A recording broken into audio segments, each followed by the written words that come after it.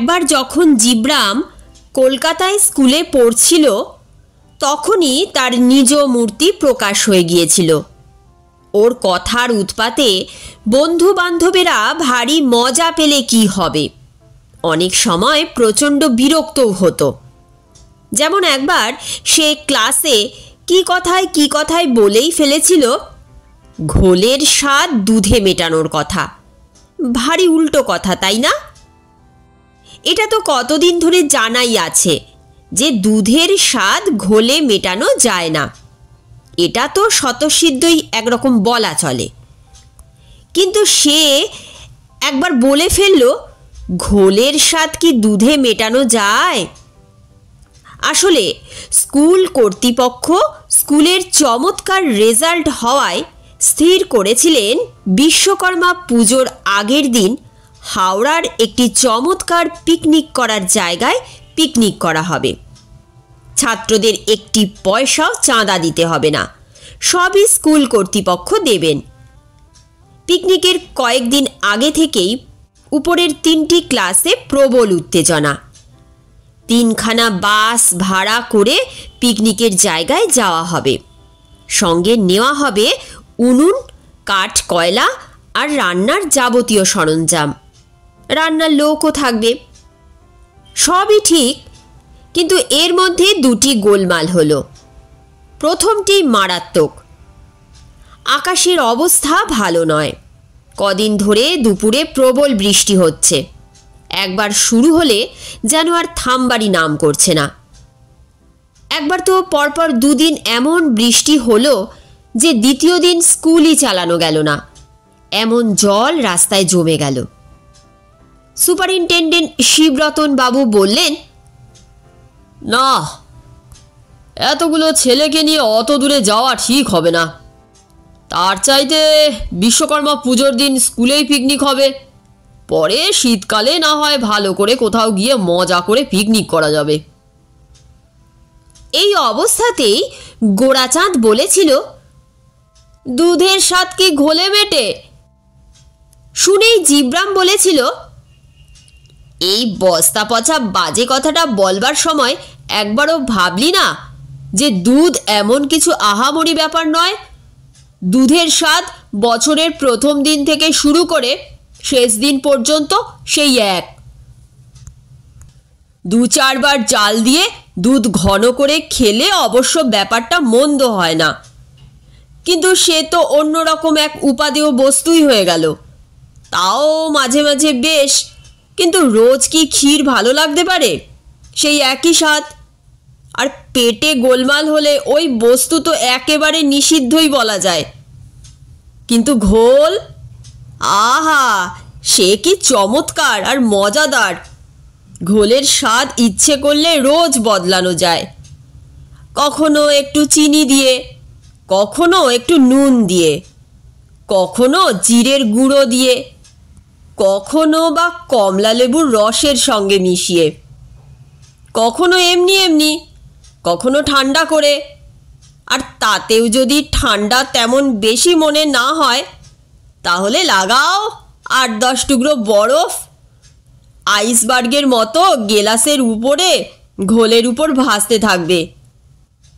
তাই যদি বলতেই হয় তাহলে বলা যায় ঘোলের স্বাদ কি দুধে মেটে? যাই হোক, দুধের স্বাদ ঘোলে মেটানোই হোক কিংবা ঘোলের স্বাদ দুধে মেটানোই হোক, ছাত্রেরা সব বেজার মুখ করে রইল। তাদের এই পিকনিকে তেমন কোনো উৎসাহ নেই। তাছাড়া বিশ্বকর্মা পুজোর দিনে অনেকেরই এখানে ওখানে বেশ দারুণ করকম মাংস ভোজেরও ব্যবস্থা থাকে, তাই মুখ বেজার করাটাই স্বাভাবিক। কিন্তু দেখা গেল জিব্রামের কোনো বিকার নেই। সে বলল, ওসব তুচ্ছ ব্যাপারে আমার উৎসাহ নেই। তার কারণ হলো ওই সময় আমি তো হুগলিতে যাচ্ছি, হুগলির পোলবা, সেখানে আমার এক মেশো। তোর কটা মেশো রে? কে একজন ফোড়ন কাটল। জিব্রাম তাতে বিরক্ত না হয়ে বলল, সে কি আর হিসেব করেছি, তা 2-4 ডজন হবেন বই কি। কেউ এরপর আর হিসেব চায় না, কারণ তারা জানে হিসেব চাইলে জিব্রাম ইনিয়ে বিনিয়ে একগাদা নাম বলে যাবে, ধাম বলে যাবে।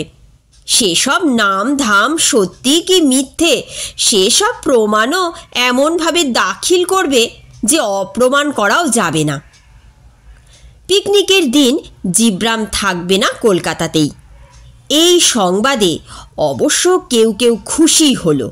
তারা ভাবল, যাক, কথার প্যাঁচে অন্তত সেদিন কাবু হতে হবে না। আবার একজন ভাবল, জিব্রাম না থাকলে পিকনিক একেবারেই জমবে না। এই দলের কেউ কেউ জিব্রামকে বলল, ভাই, তুই না থাকলে না এই পিকনিক একেবারেই জমবে না রে, তুই থাক না। জিব্রাম বলে, আর ভেবে কিছু লাভ নেই রে, তবে শোন, ওখানে আমাকে যেতেই হবে।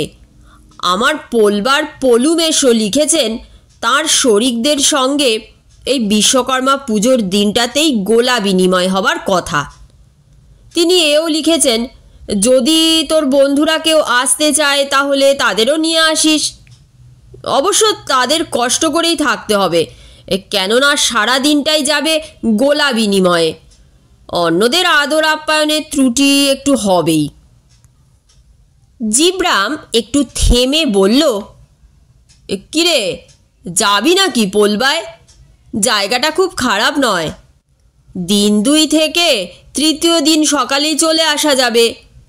পলু মেশোর নিজের পোলট্রি আছে, দিনে 2-4 হাজার ডিম পাওয়া যায়। কত ডিম খাবি? খেয়ে কুল পাবি না।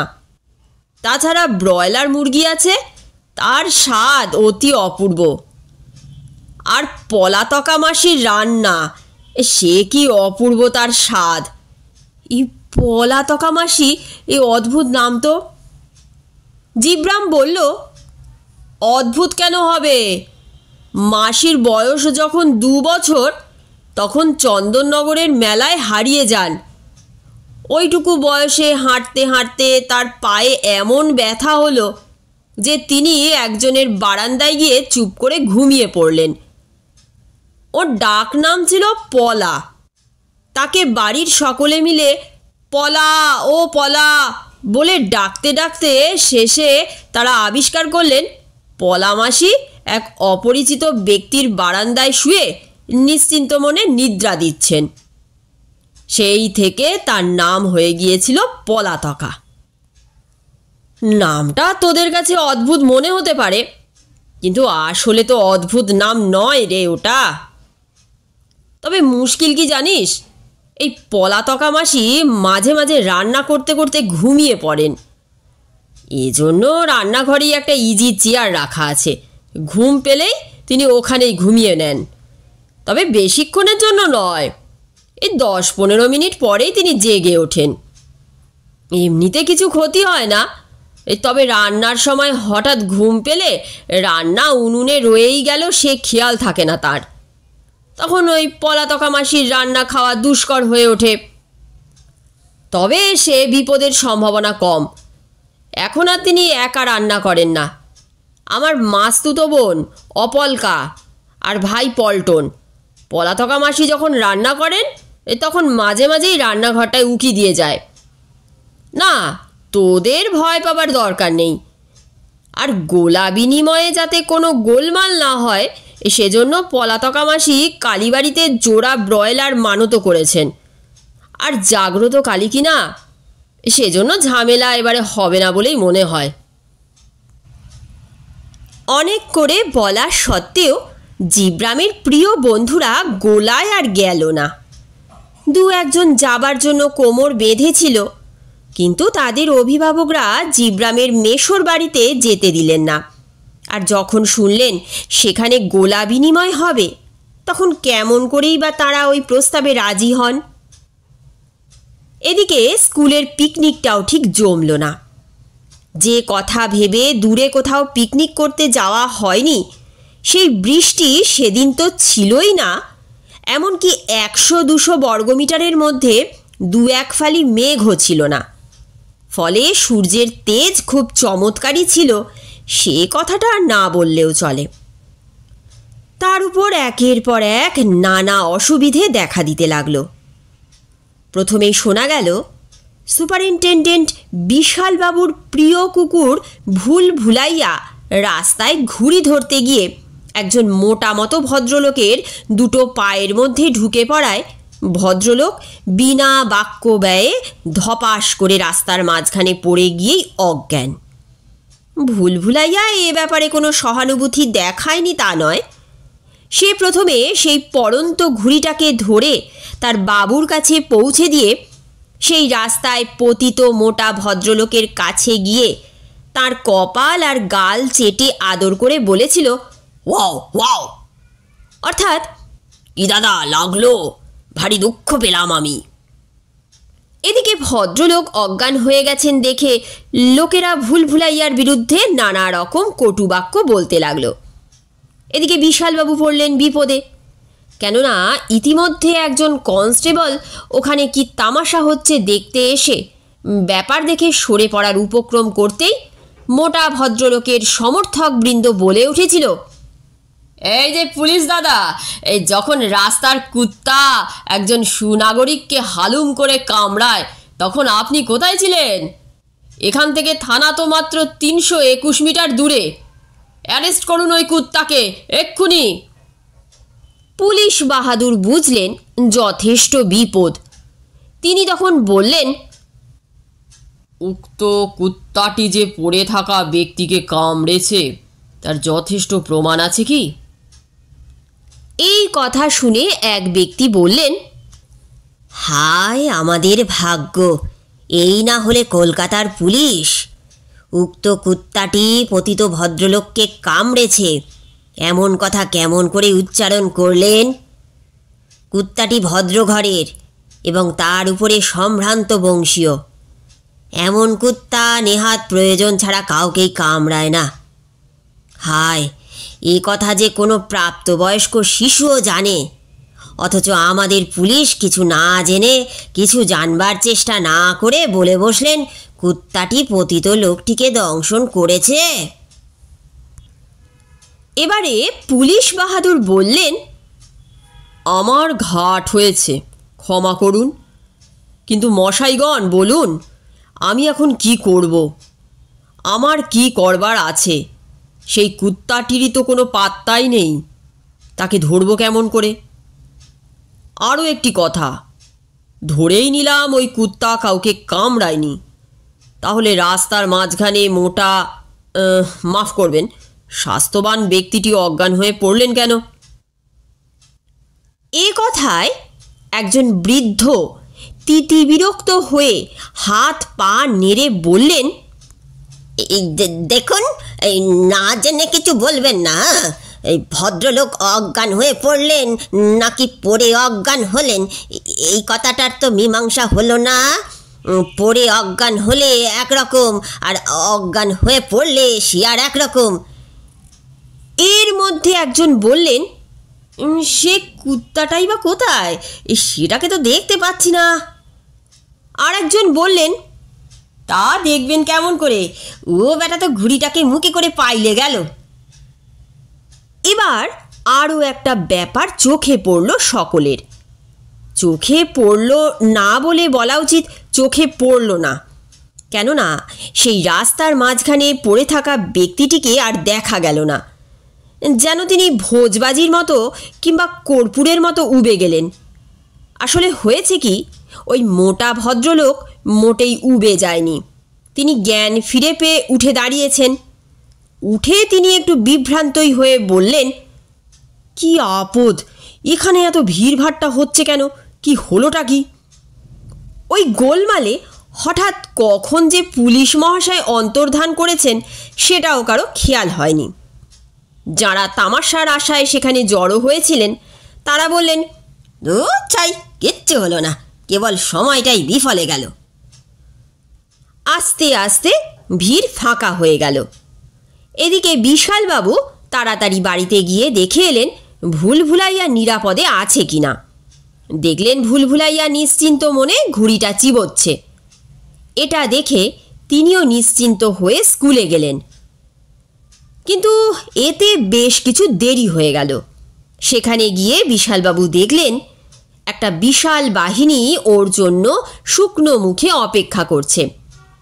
এখন বিশালবাবু টাকা দেবেন, তবে বাজার হবে, তারপর সবজি কাটাকুটা হবে, মাংস কেনা হবে।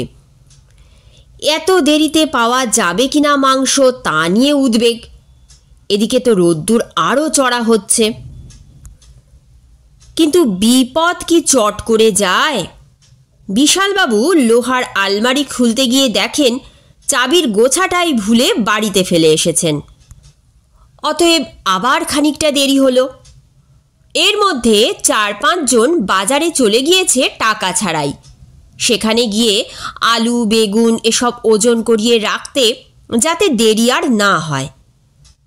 দেরি তো প্রথম থেকেই হচ্ছিল। আস্তে আস্তে কয়লা দিয়ে উনুন ধরানো গেল। অবশ্য উনুন ধরতে দেরি হলো না, কাঠ ছিল শুকনো, কয়লাও ভালোই ছিল। গনগনে আগুনে বিশাল কড়াই চাপিয়ে প্রচুর তেল ঢেলে প্রথমেই বেগুন ভাজার ব্যবস্থা করা হলো। ছাদের উপর ছোট একটা শামিয়ানা টাঙিয়ে রান্না হতে লাগলো, আর পেটে খিদে ভর্তি ছেলেরা টপা টপ করে বেগুন ভাজা খেতে লাগলো।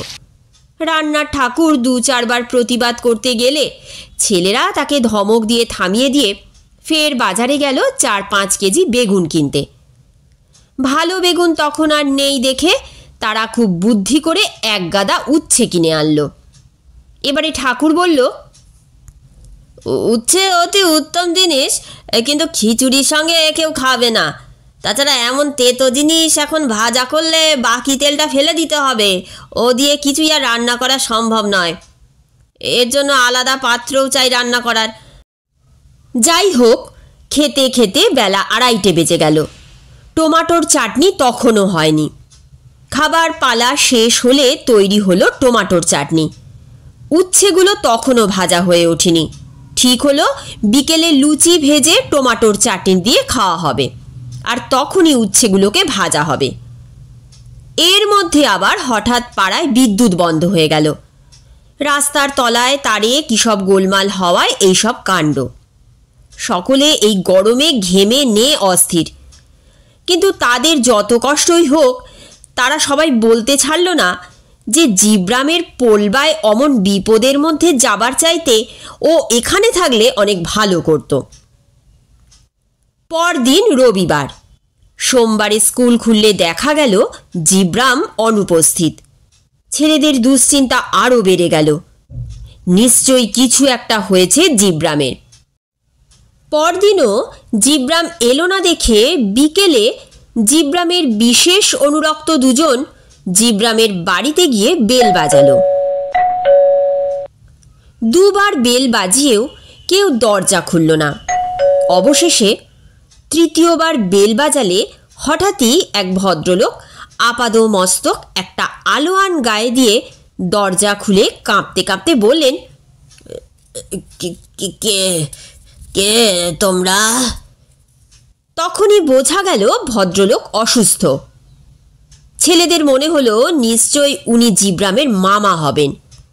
ওরা কিছু বলার আগেই তিনি প্রায় আর্তনাদ করেই বললেন, জিব্রাম তো নার্সিং হোমে গুলি। এটুকু বলেই তিনি আর্তনাদ করে উঠলেন। বন্ধুরা বলল, আমরা এখন যাই, তাহলে কাল ফের আসবো।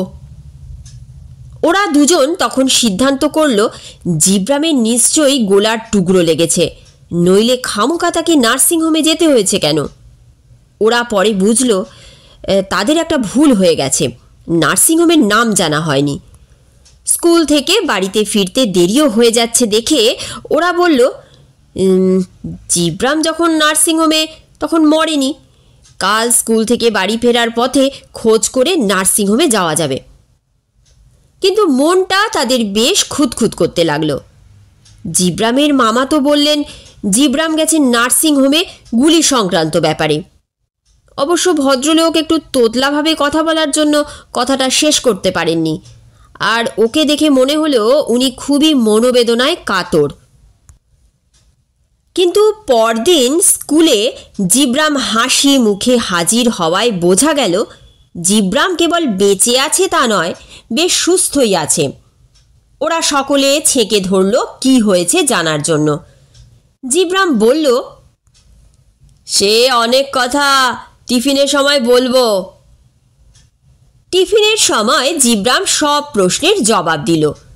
বলল, হ্যাঁ, গোলা বিনিময় হলো বই কি। শরিকেরা উপস্থিত ছিলেন সকাল 10টায়। এর মধ্যে এসে গেছেন 2 শরিক, দুজনেই মেশোর ভাই। একজনের নাম সুদূর বিহারী, অন্যজনের নাম অদূর বিহারী। দুজনেরই গায়ে প্রচণ্ড জোর, দুজনেরই চোখ লাল। দেখে বেশ ভয় করতে লাগলো সকলের। পলু মেশো বললেন, তোরা ছোটরা ধারে কাছেও থাকিস নে, দুজনার চোখে অঞ্জনি হয়েছে, দূরে দূরে থাকাই ভালো। এ কথা শুনে 2 ভাই খুব হাসতে লাগলেন। বললেন, অঞ্জনি হয়েছে না চাই, 2 রাত্রির যাত্রা দেখতে গিয়েছিলাম ব্যান্ডেলে, সেখানে রাত জেগেছি, তারপর ভোরবেলা গঙ্গায় চান করেছি।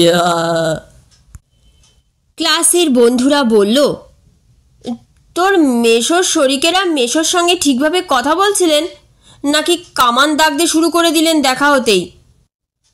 জিব্রাম কেবল ওইটুকুর জন্যেই অপেক্ষা করছিল। সে বলল, ওসব কি কথা রে?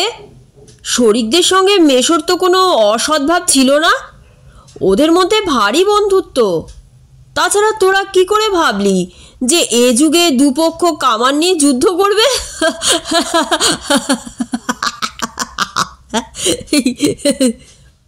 জিব্রাম হাসতেই থাকে। বন্ধুরা গম্ভীর হয়। তারা ভাবে জিব্রাম তাদের ঠকানোর জন্য এইসব কথা বানিয়ে বলছে। আসলে গোলা বিনিময় টিনিময় ওসব কিছুই না। তারা বলল, জিব্রাম রে, তোকে আমরা সত্যবাদী বলেই মনে করতাম, কিন্তু এ মিথ্যে তোর পেট থেকে বেরোয় কেমন করে? মিথ্যে আমি বলিনি মোটেই। মেশো আর শরিকদের মধ্যে গোলা বিনিময় তো হলোই, এমনকি গুলিও বিনিময় হলো। এবারে বন্ধুরা সত্যি বিভ্রান্ত হয়ে পড়ে। তারা বলে, সে কি কথা? কামান নেই তো গোলা বিনিময় হলো কেমন করে? আর গুলি বা বিনিময় হলো কেমন করে? একজন বলল, গোলার কথা জানি না, তবে জিব্রাম যে বাড়িতে থাকে সে বাড়ির লোকই তো বলেছেন জিব্রাম নার্সিংহোমে গিয়েছে, নিশ্চয়ই কারো গুলি ফুলি লেগেছে। তা গুলি লাগতে পারে, কিন্তু সেটাকে গোলা বলে জানানোর চেষ্টা তো মিথ্যেরই নামান্তর। জিব্রাম বলল, তা কেন হবে? মেজো আমার জ্বর হয়েছিল, তাই নার্সিংহোমে ওর জন্য হোমিওপ্যাথিক গুলি আনতে গিয়েছিলাম। পোলবার গোলাগুলির বিনিময়ের সঙ্গে এর কোনো সম্পর্ক নেই। তাহলে বলি শোন। মেশোদের বাবা পল্লববাবু ছেলেরা যাতে পরে বিবাদ বিসম্বাদ না করে সেজন্য খুব বুদ্ধি করে 3 ভাইকে তার জমি জমা সব 3 ভাগে লিখে দিয়ে গিয়েছিলেন। এতে হয়েছিল কি, উনি 3 ভাইয়ের যাতে 3 জনের সঙ্গে বন্ধুত্ব থাকে সেজন্য তার 11টি ধানের আর 10টি কাঠের গোলা দিয়ে গিয়েছিলেন। আর সে এমনভাবে দিয়ে গিয়েছিলেন যাতে ছোট ছেলেকে বড় 2 ভাইয়ের জমিতে গিয়ে সেই গোলা ব্যবহার করতে হয়। মেজো ভাইকে যেতে হয় ছোট আর বড় ভাইয়ের কাছে, আর বড় ভাইকে যেতে হয় ছোট আর মেজো ভাইয়ের কাছে। কয়েক বছর এইরকম চলার পর ভাইরা নিজেরাই বিরক্ত হয়ে স্থির করলেন, এর চাইতে যার জমিতে যেমন গোলা আছে সে রকমই থাক, যার জমি তিনি সেই গোলার মালিক হন।